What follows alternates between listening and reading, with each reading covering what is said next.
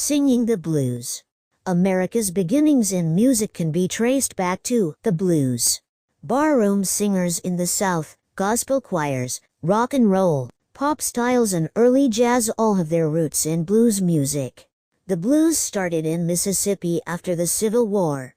At first blues were recorded only by memory, and performed only live and in person. The blues passed down from generation to generation through an oral tradition much like storytelling. Mississippi produced many leading blues musicians, including Charlie Patton, Robert Johnson, Howlin' Wolf, Muddy Waters and B.B. King. These musicians came out of the area known as the Mississippi Delta. 3 blues museums are located in the Mississippi Delta. The Delta Blues Museum in Clarksdale, the Blues and Legends Hall of Fame Museum in Robinsonville and the Highway 61 Blues Museum located in Leland. Because of the early African American experience in slavery, singing the blues served as functional music, offering African Americans a vehicle to convey their daily experiences. Early forms of the blues include the field holler, which allowed laborers in the fields to keep in contact with each other, while the ring shout was used for dancing. The blues combined the styles of the past with a new type of song. The popularity of the blues marked a new era for music. The result was the creation of a style of music that would eventually contribute to the development of jazz. Native American culture. The America discovered by the first Europeans was not an empty wilderness. Approximately 2.18 million people lived in what is now called the United States. These people, Native American Indians, were the first people to live here. The name Indian was first applied by Christopher Columbus. Columbus mistakenly thought America was part of the Indies, in Asia. Indian customs and culture were extremely diverse due to the expanse of the land and the many different environments they had adapted to. Most tribes combined gathering, hunting, and the cultivation of corn and other products for their food supplies. The women cared for the children and were in charge of farming and the distribution of food. The men hunted and participated in war. Indian culture in North America was tied closely to the land. Nature was integral to religious beliefs. Initially, the Europeans were welcomed enthusiastically. Conflicts soon arose. The value systems were different for each group. The natives were in tune to the rhythms and spirit of nature. Nature to the Europeans was a commodity. A beaver colony was a number of pelts. A forest was timber for building. The Europeans expected to own land and claimed it.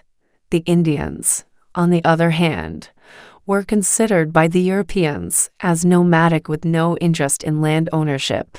It was the Europeans' cultural ignorance, coupled with their materialistic view of the land, that the Indians found repellent.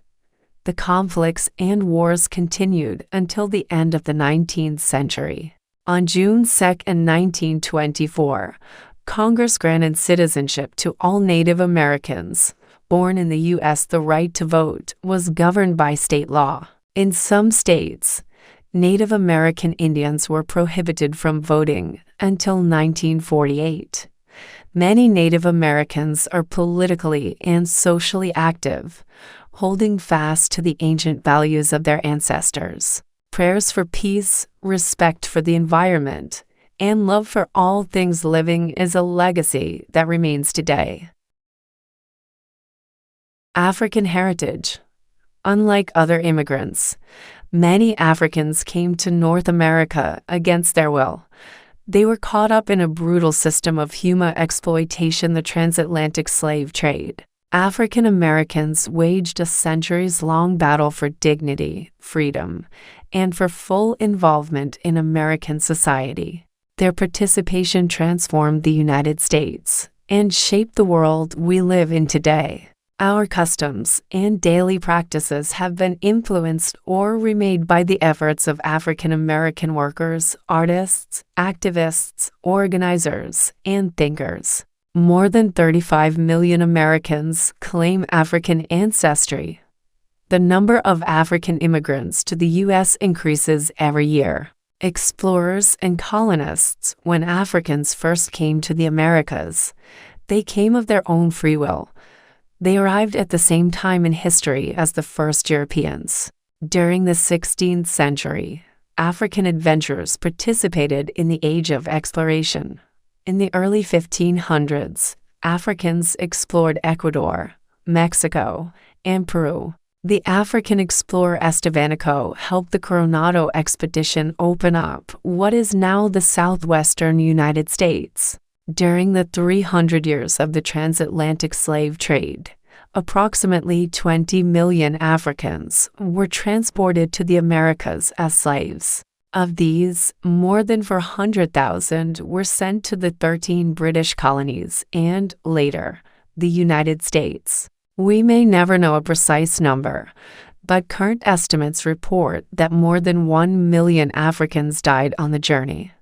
Today, Africans are coming to America again. From Togo, Ghana, Ethiopia, Mali, Nigeria, Africans are again making their way to American shores to start new lives. More than 500,000 Africans came to the United States in the 1990s alone. This is more African immigrants than had come in all the 150 years before. Today, Africans are immigrating to a country profoundly shaped by the long African experience in the United States. America is a country where people of African ancestry now hold positions of power, prestige, and influence. Even as the nation continues to grapple with the aftermath of segregation and inequality, the United States is a country that has seen 3 of its most prominent African American citizens awarded the Nobel Peace Prize: the diplomat Ralph Bunche, the civil rights leader Martin Luther King, Jr., and the novelist Toni Morrison. Perhaps most important, America is a country that continues to be enriched by and to recognize its African heritage. Martin Luther King, Jr., was the most famous leader of the American civil rights movement, a political activist, a Baptist minister, and was one of America's greatest orators. In 1964, King became the youngest man awarded the Nobel Peace Prize for his work as a peacemaker, promoting nonviolence and equal treatment for different races. On April 4, 1968, King was assassinated in Memphis, Tennessee.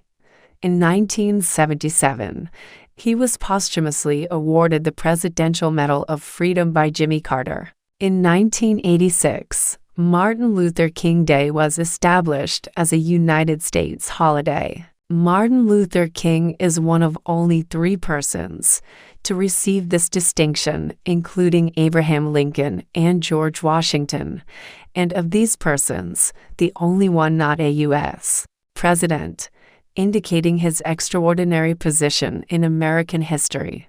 In 2004, King was posthumously awarded the Congressional Gold Medal. King often called for personal responsibility in fostering world peace. King's most influential and well-known public address is the I Have a Dream speech, delivered on the steps of the Lincoln Memorial in Washington, D.C. in 1963. Early American literature began with the myths, legends, and songs of Indian cultures. There was no written literature during this time. Perhaps the first documented written literature is historical literature and journals recounting the exploration of early settlers of the United States. Topics of early American writings were prompted by discussions of religion.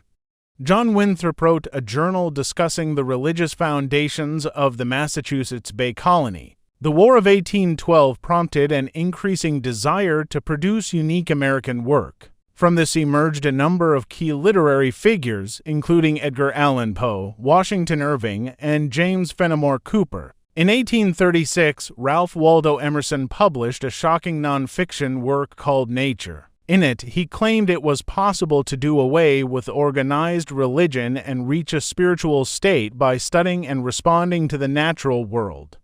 Emerson's friend was Henry David Thoreau. Thoreau was a nonconformist. After living alone for 2 years in a cabin by a wooded pond, Thoreau wrote Walden, a memoir that urges resistance to organized society. Mark Twain was the first major American writer to be born away from the East Coast in the state of Missouri. His masterpieces were the memoir Life on the Mississippi and the novel Adventures of Huckleberry Finn. Twain's literary style was direct, highly evocative, and irreverently funny. Mark Twain's literature changed the way Americans write.